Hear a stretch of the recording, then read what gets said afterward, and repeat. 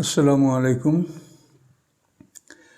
সূরাতুত তাওবার ৬১ নম্বর আয়াত থেকে আমরা আলোচনা শুরু করছি ইনশাআল্লাহ। আউযু বিল্লাহি মিনাশ শাইতানির রাজিম। আমিনহুমুল্লাযিনা ইউযুনান নাবিয়্যা ওয়া ইয়াকুলুনা হুয়া উযুনুন। মুনাফিকদের মধ্যে একটি সম্প্রদায় এমন আছে যারা আল্লাহ রসুলকে কষ্ট দেয় এবং বলে রসুল সাল্লাল্লাহু আলাইহি ওয়াসাল্লাম হচ্ছে একটা কান। উযুন মানে কান, মানে এমন কান যে সব কিছু শোনে এবং সে বিশ্বাসও করে। এভাবে তিরস্কারমূলক কথা মুনাফিকরা বলেছিল। কুল, আল্লাহ বলেন আপনি তাদেরকে বলে দেন, উযুনু খায়রুল লাকুম, এই কান তোমাদের জন্য উত্তম। ইউমিনু বিল্লাহে, তিনি আল্লাহর প্রতি বিশ্বাস স্থাপন করেন, বিশ্বাস রাখেন। ওই উমিনুল মুমিনিন, এবং মোমেনদের কথাও তিনি বিশ্বাস করেন। আর রাহমাতুল লিল্লাযিনা আমানু, এবং মোমেনদের জন্য তিনি রহমত, দয়া, করুণা। তোমাদের মধ্যে যারা মোমেন তাদের জন্য তিনি রহমত এবং দয়া, করুণা। ওয়াল্লাযিনা ইউযুনা রাসূলাল্লাহ লাহুম আযাবুন আলীম, যারা আল্লাহ রসুলকে কষ্ট দেয় তাদের জন্য রয়েছে বেদনাদায়ক শাস্তি। ইয়াহলিফুনা বিল্লাহি লাকুম, তোমাদের উদ্দেশ্যে তারা কসম করে বলছে, লিয়ুরদুকুম, যাতে তোমরা তাদের প্রতি সন্তুষ্ট থাকো। আল্লাহ ওয়া রাসূলুহু হাক্কু আইয়ুরদুহু, অথচ আল্লাহ এবং তার রসুল বেশি অধিকারী যে তাদেরকে তারা সন্তুষ্ট করবে। ইন কানু মুমিনিন, যদি তারা মুমিন হয়ে থাকতো। আলাম ইয়ালামু, তারা কি জানে না, আন্নাহু মান ইউহাদিদিল্লাহ ওয়া রাসূলাহু, নিশ্চয়ই আল্লাহ এবং রাসূলের যারা বিরোধিতা করে, ফাইন্না লাহু নারা জাহান্নাম, নিশ্চয়ই তাদের জন্য জাহান্নামের আগুন, খালিদিনা ফিহা, সেই আগুনের মধ্যে তারা অনন্তকাল থাকবে। যালিকাল খিজুল আযীম, এটা হচ্ছে সবচাইতে বড় অপমান, বড় অপদস্থ, বড় নিকৃষ্ট ধরনের শাস্তি। মুনাফিকরা বলতো যে জুল্লাস ইবনে সুয়াইদ, নাফতাল ইবনে হারেস, এইভাবে মুনাফিকের সর্দার যারা, তারা আপোষে বলাবলি করতো যে আমরা মুহাম্মদ সাল্লাল্লাহু আলাইহি ওয়াসাল্লামের ব্যাপারে যা বলবো, কিন্তু আমরা যখন তার সামনে যাব তখন শপথ করে বলবো যে আমরা কিছু বলি নাই, তাহলে তিনি আমাদেরকে বিশ্বাস করবেন। এইভাবে মুনাফিকরা সবসময় আল্লাহ রসুলের সমালোচনায় লিপ্ত থাকতো। এই ব্যাপারে আল্লাহ তাআলা এই আয়াতগুলি নাযিল করেছেন। তো এখানে একটা ছোট্ট শানে নজুল আছে, সেটা হচ্ছে এই যে একদল মুনাফিক একত্রিত হয়ে, তাদের মধ্যে সর্দার হলো জুল্লাস ইবনে সুয়াইদ, উদি ইবনে সাবেত। তো রাসূল পাক সাল্লাল্লাহু আলাইহি ওয়াসাল্লামের তারা সমালোচনা করলো এবং তারা বলল যে মুহাম্মদ সাল্লাল্লাহু আলাইহি ওয়াসাল্লাম যা বলেন তা যদি সত্য হয় তাহলে আমরা গাধার চাইতেও খারাপ, গাধার চাইতে আমরা নিকৃষ্ট। তো এই কথা যখন এই মুনাফিকরা বলছে, তখন তাদের কাছে একজন আনসার যুবক ছিল, তার নাম হচ্ছে আমর ইবনে কায়েস। তো আনসার যুবক তাদেরকে বললো যে অবশ্যই তোমরা গাধার চাইতে নিকৃষ্ট, আল্লাহ রাসূল যা বলছেন তা সত্য। তো এই কথাগুলি শেষ পর্যন্ত এই আমর ইবনে কায়েস রাসূল সাল্লাল্লাহু আলাইহি ওয়াসাল্লামের কাছে বলে দিলেন, তাকে জানায় দিলেন। আল্লাহ রাসূল তাদেরকে ডাকলেন যে তোমরা কি এই কথা বলেছ যে মুহাম্মদ সাল্লাল্লাহু আলাইহি ওয়াসাল্লাম যা বলে তা যদি সত্য হয় তাহলে আমরা গাধার চাইতে নিকৃষ্ট বলেছ? আল্লাহর কসম আমরা কথা বলি নেই। মানে তাদের স্বভাবই হলো মিথ্যা বলা। তো আল্লাহর কসম এগুলো বলি নেই। তখন আনসার সাহাবী যে আমর ইবনে কায়েস, সেও আল্লাহর কসম করে বলল যে আল্লাহর কসম তারা এই কথাগুলি বলেছে, এবং আল্লাহর কাছে সে দোয়াও করলো যে আল্লাহ, আপনি সব কিছু জানেন, আপনি সত্যকে প্রকাশ করুন এবং মিথ্যাবাদীর মিথ্যাকে ধ্বংস করুন। এইভাবে তিনি আল্লাহর কাছে দোয়া করলেন এবং মুসলমানরা আমিন আমিন বলল। এই দোয়া করার পরেই এই আয়াত নাযিল হলো, এবং এই আয়াতে যেটা বলা হয় সে ওই উমিনুল মুমিনিন, যে আল্লাহ রসুল মোমেনদেরকে বিশ্বাস করেন। আল্লাহ রসুল মোমেনদের কথা বিশ্বাস করেন, মোমেনদের কথা তিনি বিশ্বাস করেছেন যে হ্যাঁ মুনাফিকরা বলেছে। এবং এই আল্লাহ রসুলের প্রতি যে এখানে আয়াতটা নাযিল হলো, এখানে বলা হচ্ছে যে ওই যে আনসার সাহাবী আমর ইবনে কায়েস, তার কথা আল্লাহ রসুল বিশ্বাস করেছেন, এই জন্য আল্লাহ এখানে আয়াত নাযিল করে ওই উমিনুল মুমিনিন, যে আল্লাহ রসুল মোমেনদেরকে বিশ্বাস করেন। তো মুনাফিকরা লজ্জিত হলো যে তাদের বিপক্ষে আল্লাহ আয়াত নাযিল করে প্রমাণ করলেন যে তারা মিথ্যা বলেছে। মুনাফেকের আলামত 4টা, আমরা এগুলি আপনাদেরকে অবহিত করছি। মিথ্যা কথা বলা, ওয়াদা খেলাপ করা, আমানতের খেয়ানত করা, তর্কে বিতর্কে ফাহেসা কালাম ব্যবহার করা। এই 4টা স্বভাব হলো মুনাফেকের স্বভাব। এর প্রথম স্বভাবই হলো মিথ্যা বলা, এবং মিথ্যা বলাটা এটা হলো শিরকের সমপর্যায়ের অপরাধ, যেটা আল্লাহ রসুল মদিনার মেম্বারে তিনি জুমার খুতবা দেওয়ার সময় সূরা হজে আয়াত পড়েছিলেন, ফাজতানিবুর রেশা মিনাল আওসানে ওয়াজতানিবু কাওলা জুর, যে তোমরা মূর্তির অপভূতি থেকে আত্মরক্ষা করো এবং মিথ্যা হতে তোমরা আত্মরক্ষা করো, ফাজতানিবু কাওলা জুর। তো এখানে আল্লাহ রসুল বলেছেন শিরক এবং মিথ্যা 2টা সমপর্যায়ের অপরাধ। এই জন্য আল্লাহ রসুল বলেছেন যে শিরক এবং মিথ্যা একই সমপর্যায়ের অপরাধ, একই ধরনের অপরাধ। কাজে মিথ্যা বলা এটা শিরকের সমান, কাজে তোমরা মিথ্যা বর্জন করো। তো এই মিথ্যা হলো মুনাফিকের প্রথম আলামত। এই মুনাফিকরা সবসময় এভাবে মিথ্যা শপথ করত। তারা কথা বলবে তো মিথ্যা কথা বলবে, মানুষের হাতে ওয়াদা প্রতিশ্রুতি দিবে, প্রতিশ্রুতি ভঙ্গ করবে, তাদের কাছে কোনো আমানতের মাল আমানত রাখা হবে সেটা তারা খেয়ানাত করবে, তারা তর্ক বিতর্ক যখন অংশগ্রহণ করে তখন সেখানে অশালীন কথাবার্তা তারা বলবে। এ হলো মুনাফিকের আলামত। আল্লাহ রসুল বলেছেন ইহাদারুল মুনাফিকুন আন তুনাজ্জাল আলাইহিম সূরাতুন, মুনাফিকরা সবসময় ভয় করে যে তাদের বিরুদ্ধে আল্লাহ কোনো সূরাত নাযিল করেন কিনা। তুনাব্বিহুম, যে সূরাগুলির মধ্যে তাদেরকে খবর দেওয়া হবে, বিমা ফি কুলুবিহিম, যা তাদের অন্তরে আছে। কুল, আপনি বলে দেন, ইস্তাহজিউ, তোমরা উপহাস করতে থাকো, ঠাট্টা করতে থাকো, ইন্নাল্লাহ মুকরিদুম মা তাহদারুন, তোমরা যে বিষয়টা ভয় করছো সেই বিষয়টা আল্লাহ বের করে দেবেন, পরিষ্কার করে দেবেন। তোমাদের অবস্থা সম্পর্কে আল্লাহ সম্পূর্ণ জনগণকে অবহিত করবেন।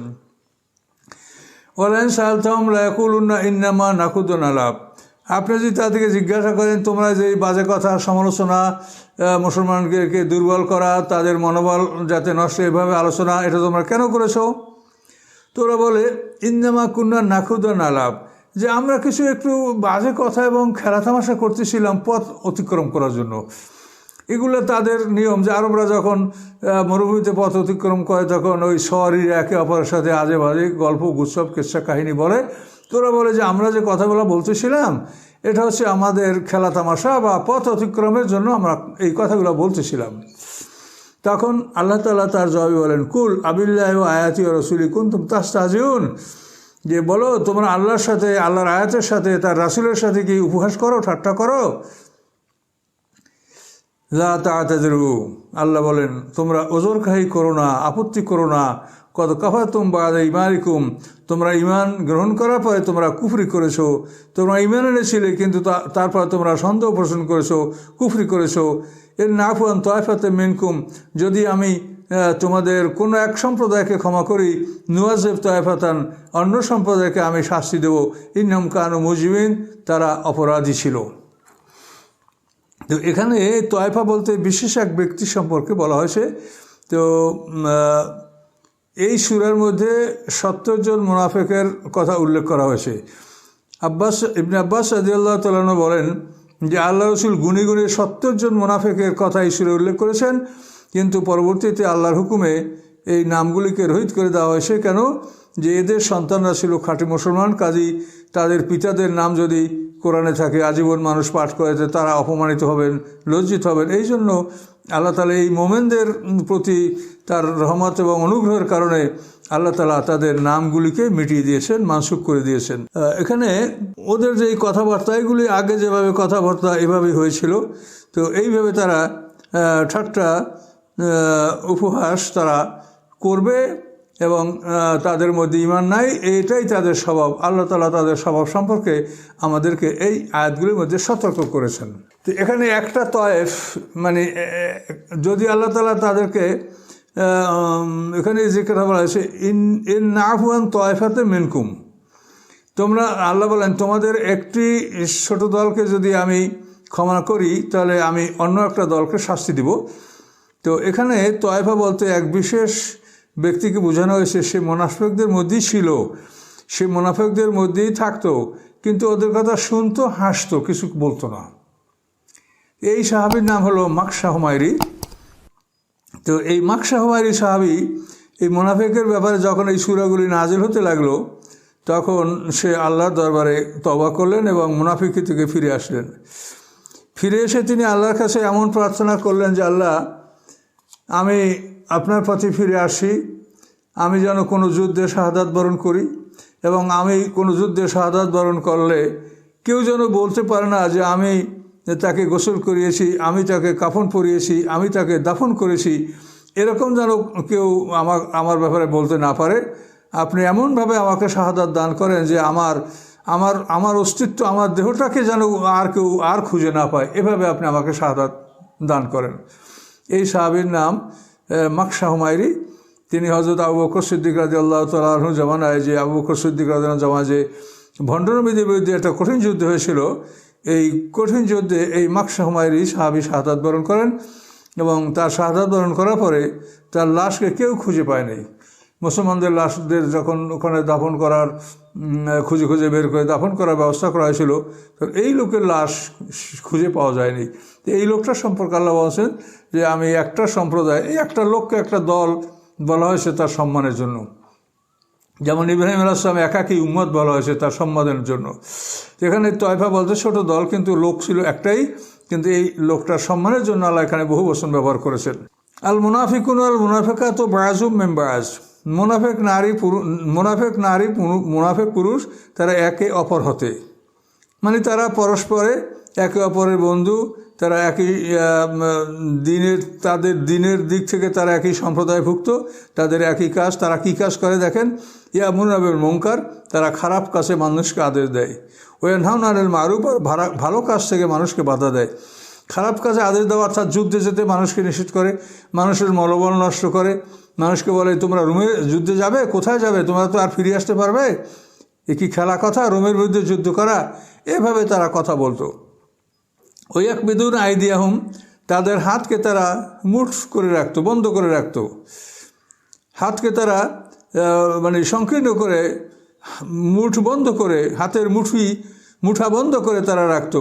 অর্থাৎ তারা সৎ কাজে, ভালো কাজে, জিহাদ ফি সাবিলিল্লাহ তারা দান খয়রাত করতো না। এই জন্য আল্লাহ বলেন তাদের হাতের মুঠো তারা বন্ধ করে রাখতো। নাসুল্লাহ, তারা আল্লাহকে ভুলে গেছে, বা নাসিয়াম, আল্লাহ তাদেরকে ভুলে গেছেন।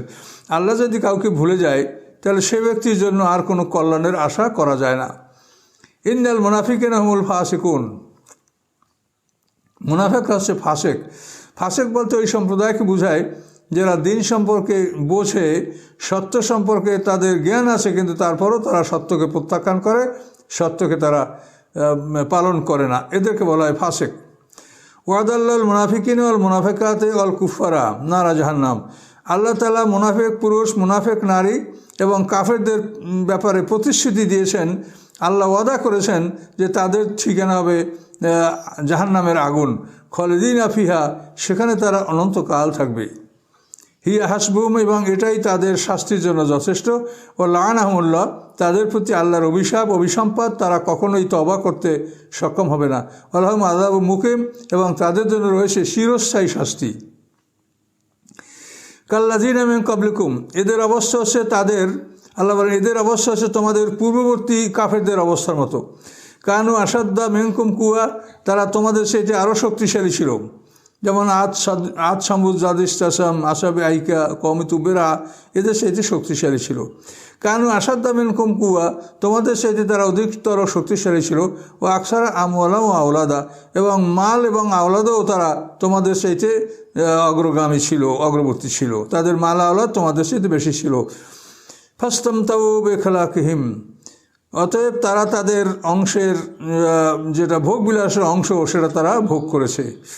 অর্থাৎ তাকদিরে যেটা আল্লাহ তাআলা তাদের জন্য লিখে রেখেছেন ভাগ্যলিপিতে, আল্লাহ বলে তাদের অংশটা তারা ভোগ করেছে। ফাস্তামতাতুম বিখালাকিকুম, তোমরাও তোমাদের অংশটাকে উপভোগ করো। অর্থাৎ আল্লাহ তোমাদেরকে যতটুকু সময় দিয়ে রেখেছেন, যতখানি তোমাদের জন্য ধন সম্পদ বরাদ্দ করেছেন, ওটা তোমরা ভোগবিলাস করো। তামাস্তামতা আল্লাযিনা মিন ক্বাবলিকুম, যেরকম তোমাদের পূর্ববর্তীরাই ভোগবিলাস করেছে, তোমরাও করো। বেখালাকিম, তাদের অংশ তারা উপভোগ করেছে পূর্ববর্তীরা, তোমরাও সেরকম তোমাদের অংশ উপভোগ করো। অখুত্তুম কাল্লাযী খাদু, এবং তারা যেরকম বাজে কথায় সময় ব্যয় করেছে বাজে কথা নিয়ে সবসময় সময় কাটাতো, তোমরা সেরকম বাজে কথা বাজে আলাপের মধ্যে সময় কাটিয়ে দাও। উলাই কাবেদা তামাল হুম ফির দুনিয়া ও আখেরা, এদের আমল দুনিয়া ও আখেরাতে বরবাদ। অর্থাৎ এদের আমল বিনিময় দুনিয়াও তারা কোনো কল্যাণ লাভ করবে না, এদের আমলের বিনিময়ে তারা আখেরাতেও কোনো কল্যাণ লাভ করবে না। আল্লাহ এই কথা জানিয়ে দিয়েছেন। উলাই কুমুল খাসিরুন, এবং এরাই প্রকৃত ক্ষতিগ্রস্ত মানুষ। ইয়াতে তাফসিরে আবু সাইদ খুদরি রাদিয়াল্লাহু তাআলা একটা হাদিস বর্ণনা করেছেন যে লাতাত্তাবি আন্না সুনানা মান কাবলাকুম শিবরান শিবরান ও জেরান বেজেরান। তো আল্লাহ রসুল বলেন, আবু সাইদ খুদরি বলেন, আল্লাহ রসুল বলেছেন যে তোমরা একটা জাতির অনুকরণ করবে অল্প অল্প করে, এক বিগত করে, এক হাত করে করে, এভাবে তাদের পিছনে তোমরা চলতে থাকবে, অনুকরণ করতে থাকবে। এমনকি যদি লাউ দাখালু হুজুরাত দাব্বে, এমনকি তারা যদি গুইসাপের গুহার মধ্যে প্রবেশ করে, লাতাত্তাবাতুমুহুম, তাহলে তোমরা তাদের পিছনে পিছনে তোমরা এই সেই গুইসাপের গুহায়ও প্রবেশ করবে। কুলনা, সাহাবীরা বলে, আমরা বললাম ইয়া রাসূলুল্লাহ ইহুদান নাসারা, যে আমরা কাদের অনুকরণ করবো, ইহুদ নাসারা? কলা ফামান, আল্লাহ রসুল বলেন এরা সারা আর কারা? তো এই জন্য ইহুদি খ্রিস্টানদের অনুকরণ করার কথা আল্লাহ রসুল আমাদেরকে সতর্ক করেছেন।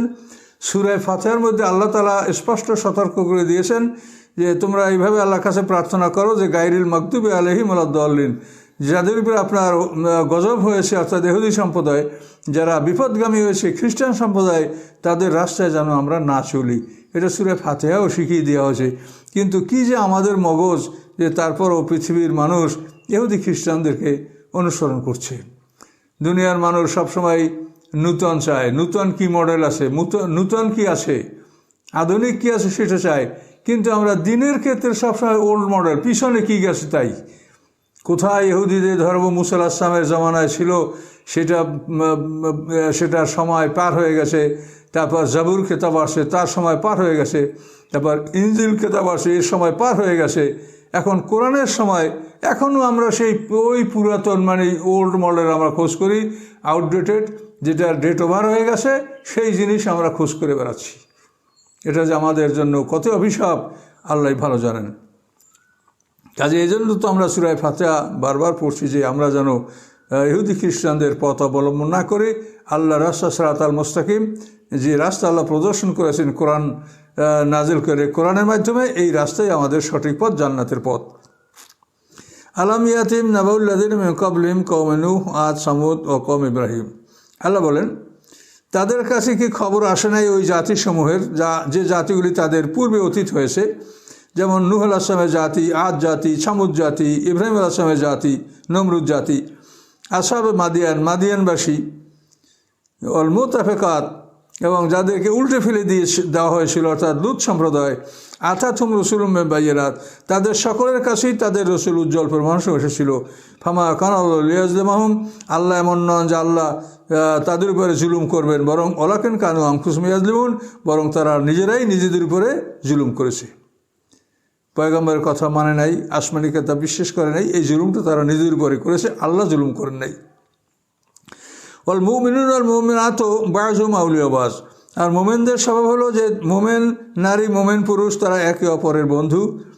তারা মানুষকে ইয়ামুরুনা বিল মারুফ, তারা ভালো কাজে আদেশ দান করে, ওয়া ইয়ানহাউনা আনিল মুনকার, এবং খারাপ কাজ থেকে তারা বাধা দেয়।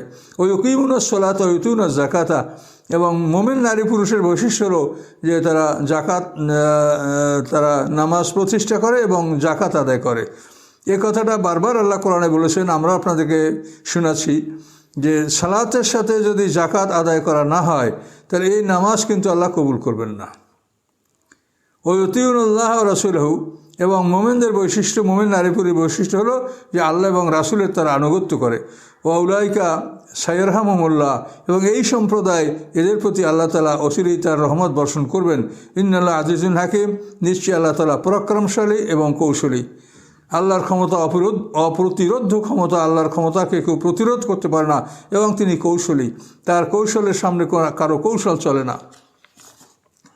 ওয়াদাল্লাল মুমিনুল মুমিনাতি জান্নাত, মুমিন পুরুষ মুমিন নারীদের জন্য আল্লাহ জান্নাতের প্রতিশ্রুতি দিয়েছেন। তাজিমিন তাহতিল আনহার, তার নিচ থেকে নহর প্রবাহিত, খালিদিনা ফিহা, সেই জান্নাতে তারা অনন্তকাল থাকবে, ও মাসাকিনা তয়্যিবা, এবং সেখানে তাদের জন্য উৎকৃষ্ট বাসস্থান সেখানে রয়েছে, ফি জান্নাতে আদেন, চিরস্থায়ী জান্নাতের মধ্যে, চিরস্থায়ী বাগানের মধ্যে তাদের জন্য উত্তম বাসস্থান। ও রেদওয়ানুম আকবর, এবং আল্লাহর পক্ষ থেকে সন্তুষ্টি, এটা হলো সবচাইতে বড় পাওনা জান্নাতবাসীদের। যালিকা হুয়াল ফাউজুল আযীম, এটা হচ্ছে সবচাইতে বড় জয়যুক্ততা। কাজে জান্নাত লাভ করার জন্য আল্লাহ তাআলা তার রাসূলের মাধ্যমে আমাদেরকে পথ বাতলিয়ে দিয়েছেন, কিন্তু শয়তানের ওয়াসওয়াসার কারণে আমরা জান্নাতে বিপরীত কাজ করছি অধিকাংশ মানুষই। এই জন্য আমাদেরকে কোরআনের কাছে ফিরে আসতে হবে। কোরআনের কাছে ফিরে আসলে হয়তো আমরা আল্লাহর রহমত পাবো, তওবা করব, ঈমান আনবো, নেক আমল করব, তাহলে আমাদেরকে আল্লাহ জান্নাত দান করবেন। ইয়া আইয়ুহান নবী জাহিদুল কুফার ওয়াল মুনাফিকিন, হে নবী, আপনি কাফের মুনাফিকদের বিরুদ্ধে জিহাদ করুন, তাদের বিরুদ্ধে কঠিন পরিশ্রম করুন। অগলুজ আলাইহিম, তাদের উপরে আপনি কঠোরতা অবলম্বন করুন। ও মাহম জাহান্নাম, এবং তাদের ঠিকানা জাহান্নাম। ও বিসাল মাসির, কত নিকৃষ্ট সেই ঠিকানা। কাজে কাফের মুনাফিকদের সাথে শক্ত আচরণ, কঠিন ব্যবহার করতে আল্লাহ তাআলা নির্দেশ দিয়েছেন। ইয়াহলিফুনা বিল্লাহি মা ক্বালু, তারা কসম করে বলে যে আমরা এগুলো বলি নাই। ওয়ালাকাদ ক্বালু কালিমাতাল কুফর, অথচ তারা কুফরি কথা উচ্চারণ করেছে। তারা বলেছে যে মুহাম্মদ সাল্লাম যা বলে এটা যদি সত্য হয় তা আমরা গাধার চাইতে অধম, একথা তারা বলেছে। তো আল্লাহ তাআলা বলছেন যে ওরা অস্বীকার করছে, কিন্তু ওরা এই কুফরি বাক্যগুলি ওরা উচ্চারণ করেছে। অকাফারু বাদা ইসলামিহিম, এবং তারা ইসলাম প্রকাশ করার পরে তারা কুফরি করেছে। এরা ঈমান এনেছিল, আত্মসমর্পণ করেছিল, আল্লাহ রসুলের সাথে তারা যুদ্ধে গেছে, নামাজ রোজাও করেছে, কিন্তু অন্তরে তাদের ঈমান নাই। কাফারু বাদা ইসলামিহিম, তাদের ইসলাম গ্রহণ করার পরে, আত্মসমর্পণ করার পরে তারা আবার অবিশ্বাস করেছে। ও হাম্মু বিমা লাম ইয়ানালু, এবং এমন কাজে তারা ইচ্ছা পোষণ করেছিল যে কাজটি তারা করতে পারে নাই। অমা নাকামু, তারা আর কোনো কিছুর প্রতিশোধ নিচ্ছে না, বরং ইল্লা নাগনাহমুল্লাহ রসুল, বরং আল্লাহ এবং আল্লাহ রসুল তাদেরকে ধনী করে দিয়েছেন। এরই প্রতিদানে তারা আজকে রাসূলের সাথে বিশ্বাসঘাতকতা করছে। বেমফাদলি, আল্লাহ এবং আল্লাহ রসুল তার অনুগ্রহ থেকে তাদেরকে ধনী করে দিয়েছেন। ফাইয়া তুবু ইয়াকু খায়র আল্লাহম, যদি তওবা করে তাদের জন্য উত্তম, অর্থাৎ এখনও তওবার দরজা তাদের উন্মুক্ত রয়েছে। ওয়াইয়া তাওয়াল্লাহ, যদি তারা ফিরে যায়, ইউআযিবুল্লাহু আযাবান আলিমা, তাহলে আল্লাহ তাআলা তাদেরকে কঠিন শাস্তি দিবেন। ফির দুনিয়া ওয়াল আখিরাত, দুনিয়াও শাস্তি দিবেন, আখিরাতেও শাস্তি দিবেন। আমালুম ফিল আরদি মিন ওয়ালি ওয়া নাসির, এবং পৃথিবীতে তাদের জন্য কোনো অভিভাবক, কোনো সাহায্যকারী থাকবে না। একটা মানুষকে যদি মসজিদ থেকে বের করে দেওয়া হয়, সেইতে শাস্তি কী থাকে পৃথিবীতে? আল্লাহ রসুল মসজিদে বসে জুমার দিনে বলছে, এই অমুক অমুক মুনাফিক বের হও। এভাবে অনেক সময় মুনাফিকদেরকে বের করা হয়েছে, তাদেরকে শাস্তি দেওয়া হয়েছে, পিটান দেওয়া হয়েছে বিভিন্ন ক্ষেত্রে। তো এখানে হাম্মু বিমা লাম ইয়ানালু, তারা এমন একটা কাজের ইচ্ছা করছিল যেটা করতে পারে নাই। সেটা হলো তাবুক যুদ্ধ থেকে যখন আল্লাহ রসুল ফিরতেছিলেন, তো ফেরার পথে তো আল্লাহর রসুলের যে খচ্চর যেটা সওয়ার ছিলেন, এইটার সামনে ছিল আম্মার ইবনে ইয়াসার, এবং সামনে থেকে রশি ধরে সামনের দিকে তাকে চালানো হচ্ছিল, আর পিছনে ছিল মুহাম্মদ ইবনে মুসলিম আনসারী, পিছন থেকে গাদাটাকে হাঁকানো হচ্ছিল।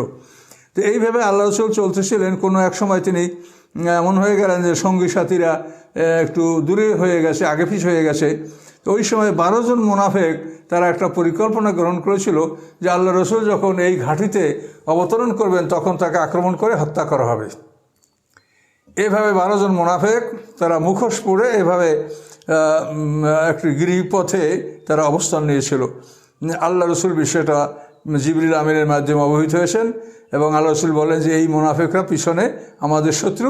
তো মুহাম্মদ মুসলিম আনসারীকে বলেন যে তুমি ঢাল দ্বারা তাদের সওয়ারিগুলোর মাথার উপরে আঘাত করো। তখন মুহাম্মদ মুসলিম আনসারী ঢাল দ্বারা সওয়ারিগুলোর মুখে মাথার উপর পিটাতে শুরু করলেন, এবং তারা পিছে হটে গেল, এবং আল্লাহ রসুল নিরাপদে চলে আসলেন। তো এই কথাগুলি আল্লাহ বলছেন যে হাম্মু বিমা লাম ইয়ানালু, তারা এমন একটা পরিকল্পনা নিয়েছিল আল্লাহ রসুলকে হত্যা করবে। ও বাপরে বাপ, কত বড় পরিকল্পনা মুনাফিকদের! আল্লাহ বলেন বিমা লাম ইয়ানালু, কিন্তু সেটা তারা অর্জন করতে পারেনি। তো মুহাম্মদ মুসলিম আনসারী বলছেন, ইয়া রাসূলুল্লাহ, আদেশ দেন তাদেরকে আমরা হত্যা করি। তাদেরকে আল্লাহ রসুল, তুমি তাদেরকে চিনো? এবং মোহাম্মদ মুসলিম আনসারী আমি একজনকেও চিনি না, কিন্তু আল্লাহ রসুল সবাই নাম বলে দিলেন, অমুক অমুক অমুক, এই 12 জন। তো ওনারা বললেন যে আল্লাহ রসুল আদেশ দেন আমরা তাদের হত্যা করব, কিন্তু আল্লাহ রসুল বলেন যে না, সেটা আমরা করব না, আল্লাহ আমাদের যথেষ্ট। আমরা যদি এখন এদেরকে মারি, এরা আমাদের সাথে যুদ্ধে আসছে, এরা আমাদের মুসলমানের পরিচয় দিচ্ছে, তো এখন তাহলে আমাদের জাতির লোকেরা কি বলবে যে মুহাম্মদ সাল্লাম তার জাতির উপরে জয়যুক্ত হয়ে এখন তার জাতির লোকদেরকে হত্যা করছে। কাজে আমি এটা করব না, আল্লাহ আমাদের জন্য যথেষ্ট হবেন, তবে এর থেকে তোমরা সতর্ক থাকো। এবং তার আলামতগুলি হলো এটাই, তারা মিথ্যা কথা বলবে, ওয়াদা খেলাপ করবে, আমানতের খেয়ানত করবে, তর্ক বিতর্কের সময় তারা ফাউল ওয়ার্ড ব্যবহার করবে, ফায়াসা কথা বলবে, এগুলো মুনাফিকের আলামত। এবং এই মুনাফিকদের সম্পর্কে বলা আছে ইন্নাল মুনাফিকিনা ফি দারকিল আসফালি মিনান নার, জাহান্নামের সর্বনিম্ন স্তর, যেখানে মূল জাহান্নামের বয়লারগুলি যেখানে থাকবে, আগুন, জাকুম গাছ, এর উৎপত্তি স্থল যেখানে জাহান্নামের, সেখানে মুনাফিকদের স্থান হবে। দারকিল আসফালি মিনান নার মানে সর্বনিম্ন স্তরে তারা অবস্থান করবে মুনাফিকরা।